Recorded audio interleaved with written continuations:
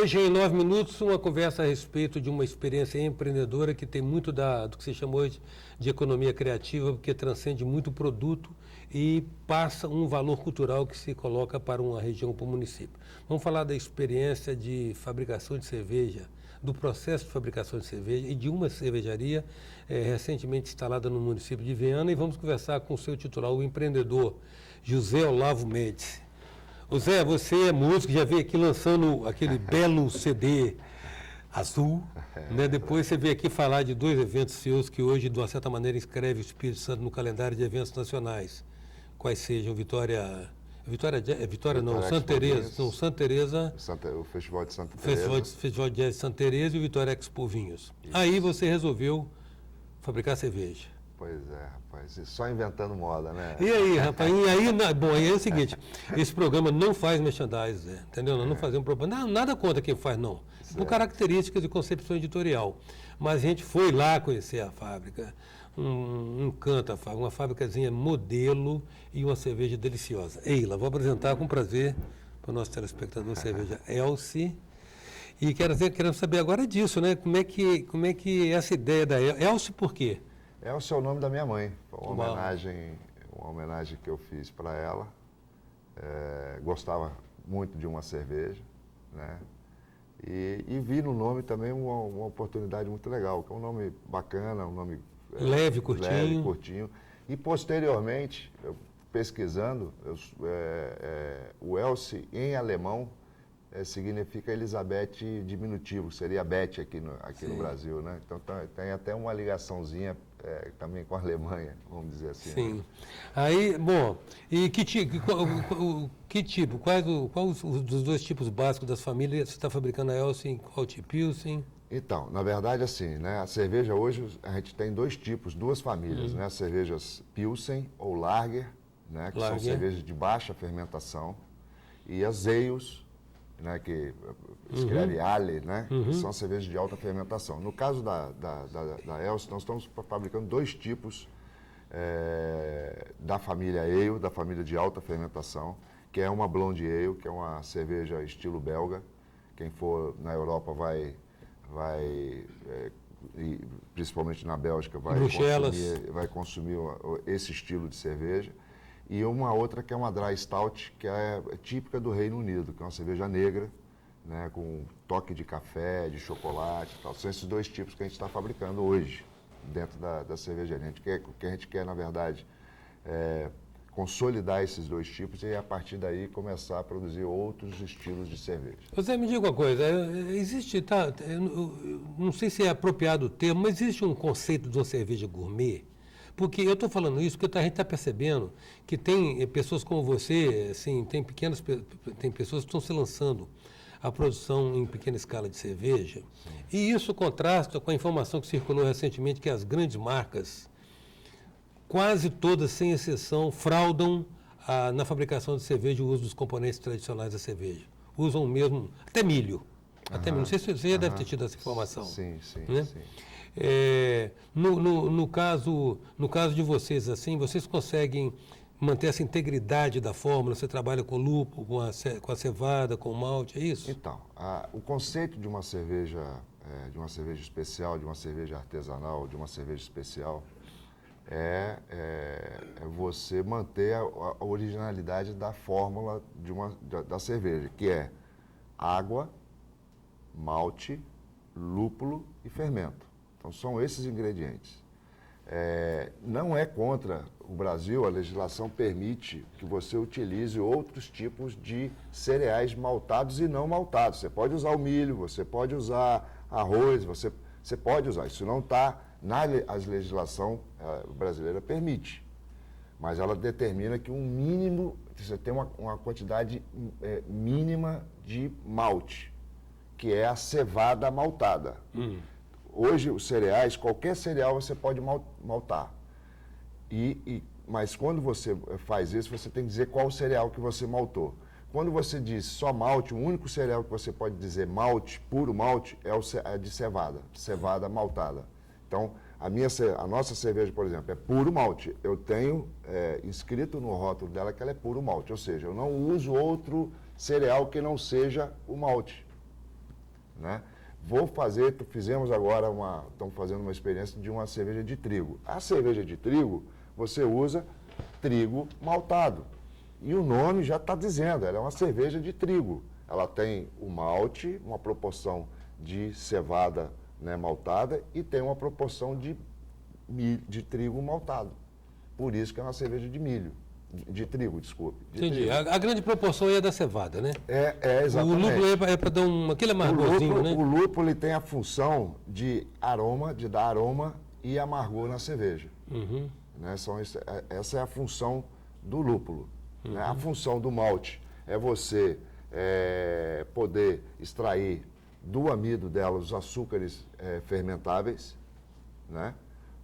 No caso do lúpulo, de dar o amargor e de dar o aroma da cerveja, apesar de que, dependendo do tipo de cerveja que você faz, por exemplo, você trabalha muito o aroma do próprio malte. Por exemplo, a nossa Jacarandá, que é uma dry stout, eu uso 5 maltes nela, na produção dela. Um chocolate, um café, são maltes, mas com esses nomes, né, que você compra, na escala comercial vem o nome chocolate, são 5 maltes. Esses 5 maltes já dão um aroma na cerveja que eu não preciso utilizar um lúpulo aromático para aromatizá-la mais ainda. Sim. Eu uso exploro o próprio aroma desses maltes. O amargor não tem jeito. O amargor da cerveja você só consegue com o lúpulo.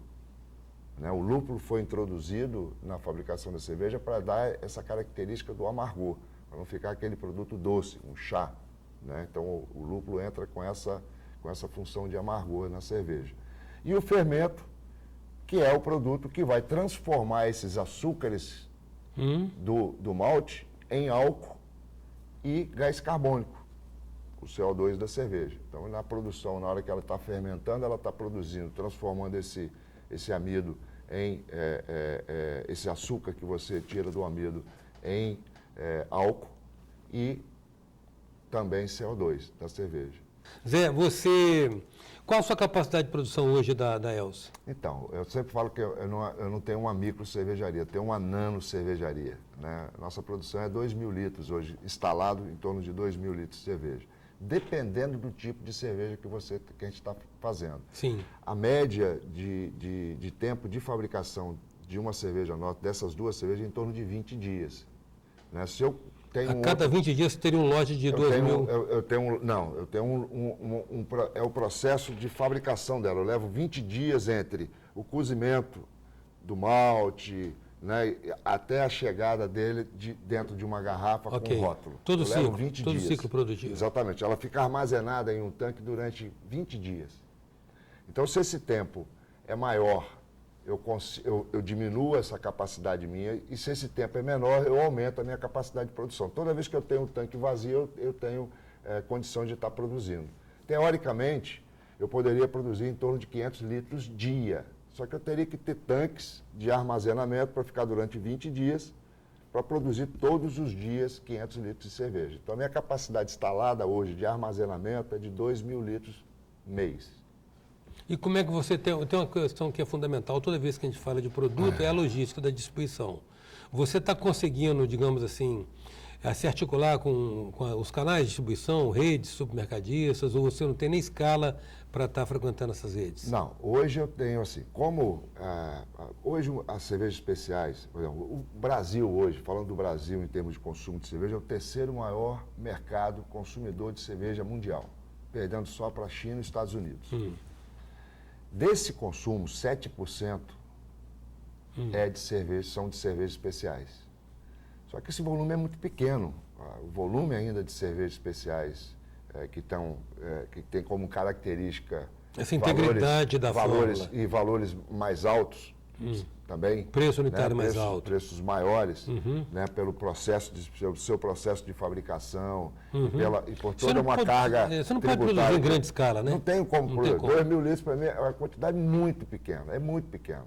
Se for falar em termos de negócio, não paga um negócio. Sim. Hoje eu estou muito mais como um laboratório, né, de todo esse processo, do que como um negócio rentável. Sim. Hoje dá para pagar a conta. Sim. Né? Então, assim, hoje o mercado ele tem a maior aceitação. A aceitação dele onde a gente vai com o produto, dificilmente a gente volta sem fazer a venda para ele. E o mais legal dessa história é que a continuidade disso, ou seja, os novos pedidos vêm também. Só que em volumes muito pequenos.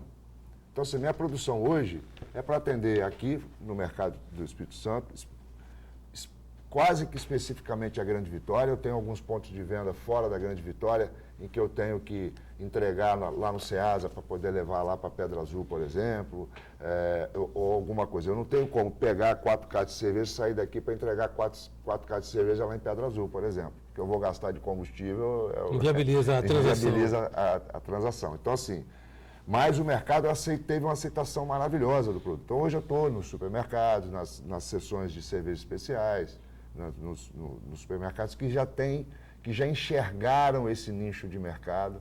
Há uma coisa de realização pessoal nisso, né, Zé? Também, né, Eustáquio? Também assim, porque... Tem que ser negócio, tem que se viabilizar, tem que ser sustentável, mas há uma coisa de um prazer aí. Eu tenho 20 anos, né, vamos colocar assim, 20 anos que eu me tornei um empresário, né, me tornei dono do meu nariz, né, um empreendedor. Criou seu próprio emprego. Né, criei meu próprio emprego. Então, assim, o que eu penso no futuro é estar com um projeto em que eu não tenha que parar, né? E que me dê a condição de curtir, de estar numa zona rural, fabricando um produto bacana, recebendo as pessoas, mostrando como é que isso... Então, essa tem sido a minha... Mas você sabe que nesse aspecto aí tem uma coisa interessante. Como você observou pela escala, pela característica do processo artesanal que requer um atendimento de pessoa, não dá para você automatizar o processo, né? Na sua proposta, não... Para o volume que não tenho condição de automatizar. Não dá, e se automatizar, não sei se ela mantém as características, principalmente da integridade que ela tem como produto.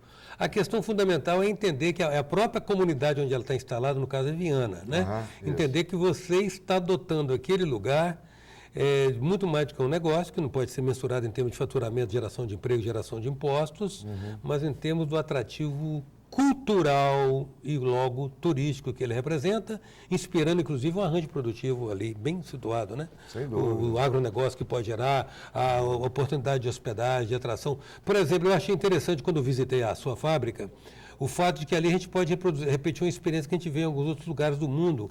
Por exemplo, na fábrica de uma fábrica de tecidos de seda, por exemplo, você assiste todo o processo do bicho da seda, saindo, fazendo a fiação todinha.